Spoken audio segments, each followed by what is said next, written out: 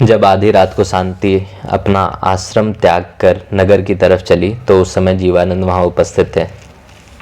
शांति ने जीवानंद से कहा, मैं नगर की तरफ जाती हूँ, महेंद्र की स्त्री को ले आऊँगी। तुम महेंद्र से कह दो कि तुम्हारी स्त्री जीवित है।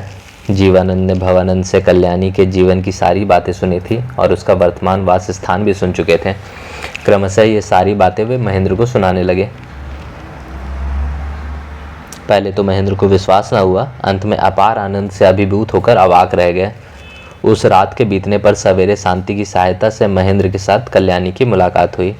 निस्तब्ध जंगल के बीच अति घनी सालतरु श्रेणी की अंधेरी छाया के बीच पशु पक्षियों की निद्रा टूटने से पहले उन लोगों का परस्पर मिलन हुआ।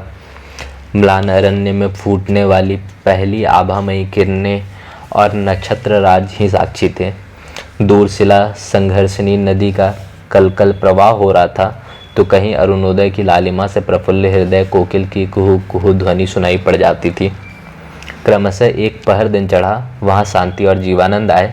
कल्याणी ने शांति से कहा, मैं आप लोगों के हाथों बिना मूल्य के बिक चुकी हूँ, मेरी कन्या का पता लगाकर मेरे इस उपकार को पूर्ण कीजिए। शांति ने जीवानंद के चेहरे की तरफ देखकर कहा, मैं अब सोऊंगा, 8 पहर बीते, मैं बैठा तक नहीं हूँ, आखिर मैं भी पुरुष हूँ। कल्याणी जरा मुस्कुरा दी। जीवानंद ने महेंद्र की तरफ देखकर कहा, यह भार मेरे ऊपर रहा, आप लोग पश्चिम की यात्रा कीजिए, वहीं आपकी कन्या पहुंचा दूंगा। जीवानंद भैरवीपुर निवासी बहन के पास से लड़की लाने चला, पर यह कार्य सरल न था। पहले तो निमाई बात ही खा गई, इधर उधर ताका, फिर एक बारगी उसका मुंह फुलाकर कुप्पा हो गया। इसके बाद वह रो पड़ी, बोली, लड़की ना दूंगी। निमाई अपनी उल्टी हथेलियों से आंसू पोंछने लगी। जीवानंद ने कहा, अरे बहन तू रोती क्यों है, पदचिन्ह ऐसा दूर भी तो नहीं है, ना हो बीच बीच में उन लोगों के घर जाकर लड़की को देख आया करना। निमाई ने होठ फुलाकर कहा, तो तुम लोगों की लड़की है, ले क्यों नहीं जाते, मुझसे क्या मतलब। यह कहकर निमाई लड़की को उठा लाई और जीवानंद के पैर के पास पटक कर वहीं बैठकर रोने लगी। जीवानंद और कोई फुसलाने की ना राह देखकर इधर उधर की बातें करने लगे, लेकिन निमाई का क्रोध ना गया। निमाई उठकर सुकुमारी के पहनने के कपड़े, उसके खेलने खिलौने बोझ लाकर जीवानंद के सामने पटकने लगी। सुकुमारी स्वयं उन सबको बटोरने लगी। उसने निमाई से पूछा, क्यों माँ, मैं कहाँ जाऊँगी। निमाई सह न सकी, उसने सुकुमारी को गोद में उठा लिया और वहाँ से चली गई। पदचिन्ह के नए दुर्ग में आज बड़े सुख से महेंद्र, कल्याणी, जीवानंद, शांति, निमाई और उसके पति और सुकुमारी सब एकत्र है। सब आज सुख में विभोर है, आनंदमग्न है। शांति जिस रात कल्याणी को ले आई उसी रात उसने कह दिया था कि वह अपने पति महेंद्र से यह ना कहे कि नवीनानंद जीवानंद की पत्नी है। एक दिन कल्याणी ने उसे अंतःपुर में बुला भेजा। नवीनानंद अंतःपुर में घुस गया। प्रहरी उसे रोकने का प्रयास करते रहे, लेकिन उसने प्रहरियों की एक न सुनी। शांति ने कल्याणी के पास आकर पूछा, क्यों बुलाया है। कल्याणी, पुरुष वेश में कितने दिनों तक रहेगी, ना मुलाकात हो पाती है, ना बातें होती है, मेरे पति के सामने तुम्हें प्रकट होना पड़ेगा। नवीनानंद बड़ी चिंता में डूब गए, कुछ देर तक बोले ही नहीं। अंत में बोले, इसमें अनेक विघ्न हैं कल्याणी। दोनों में इसी तरह बातें होने लगी। इधर जो प्रहरी नवीनानंद को जोर देकर अंतःपुर में जाने से मना कर रहे थे, उन्होंने महेंद्र से जाकर कहा कि नवीनानंद जबरदस्ती मना करने पर भी अंदर चले गए हैं। कौतूहलवश महेंद्र भी अंतःपुर में गए। महेंद्र ने सीधे कल्याणी के कमरे में जाकर देखा कि नवीनानंद कमरे में खड़े हैं और कल्याणी उनके शरीर के बाघंबर की गांठ खोल रही है। महेंद्र बड़े अचंभे में आए, बहुत ही नाराज हुए। नवीनानंद ने उन्हें देखकर हंसकर कहा, क्यों गोस्वामी जी, संतान पर अविश्वास। महेंद्र ने पूछा, क्या भवानंद विश्वासी थे। नवीनानंद ने आंखें दिखाकर कहा, कल्याणी क्या भवानंद के शरीर पर हाथ रखकर बाकी खाल खोलती थी।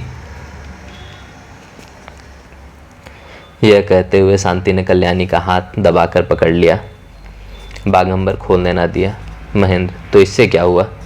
नवीनानंद, मुझ पर अविश्वास कर सकते हैं, लेकिन कल्याणी पर कैसे अविश्वास कर सकते हैं। अब महेंद्र अप्रतिभ हुए, बोले, मैं कहाँ विश्वास कब करता हूँ। नवीनानंद, नहीं तो मेरे पीछे अंतःपुर में क्यों उपस्थित हुए। महेंद्र, कल्याणी से कुछ बातें करनी थी, इसलिए आया हूँ। नवीनानंद, तो इस समय जाइए, कल्याणी के साथ मुझे भी कुछ बातें करनी है। आप चले जाइए, मैं पहले बात करूँगा। आपका तो घर है, आप जब चाहे आकर बात कर सकते हैं। मैं तो बड़े कष्ट से आ पाया हूँ। महेंद्र बेवकूफ़ बन गए। वे कुछ भी समझ ना पाते थे। यह सब बात तो अपराधियों जैसी नहीं है। कल्याणी का भाव भी विचित्र है। वह भी तो अविश्वसनीय की तरह भागी नहीं, न डरी न लज्जित हुई, वरन मृदु भाव से मुस्कुरा रही है। वहीं कल्याणी, जिसने पेड़ के नीचे सहज ही विष खा लिया, वह क्या अपराधिनी हो सकती है? महेंद्र के मन में यही तर्क वितर्क हो रहा था। इसी समय शांति ने महेंद्र की यह दुर्वस्था देख कुछ मुस्कुराई, कल्याणी की तरफ एक विलोल कटाक्षपात किया। सहसा अंधकार मिट गया। भला ऐसा कटाक्षपात भी कभी पुरुष कर सकते हैं? समझ गए कि नवीनानंद कोई स्त्री है, फिर भी शक था। उन्होंने साहस बटोरा और आगे बढ़कर एक झटके से नवीनानंद की दाढ़ी खींच ली। दाढ़ी मूछ हाथ में आ गई। इस समय अवसर पाकर कल्याणी ने बागंबर की गांठ खोल दी। पकड़ी जाने पर शांति शर्माकर सिर नीचा कर खड़ी रह गई। अब महेंद्र ने शांति से पूछा, तुम कौन हो? शांति, श्रीमान नवीनानंद गोस्वामी। महेंद्र, वह तो ठगी थी, तुम तो स्त्री हो। शांति, यह तो देखते ही हैं आप। महेंद्र, तब एक बात पूछूं, तुम स्त्री होकर जीवानंद के साथ हर समय क्यों रहती थी? शांति, यह बात आपको ना बताऊंगी। महेंद्र, तुम स्त्री हो यह जीवानंद स्वामी जानते हैं? शांति, जानते हैं। यह सुनकर विशुद्धात्मा महेंद्र बहुत दुखी हुए। यह देखकर अब कल्याणी चुप न रह सकी, बोली, ये जीवानंद स्वामी की धर्मपत्नी शांति देवी है। एक क्षण के लिए महेंद्र का चेहरा प्रसन्न हो उठा। इसके बाद ही उनका चेहरा फिर गंभीर हो गया। कल्याणी समझ गई, अंततः बोली, ये पूर्ण ब्रह्मचारिणी है।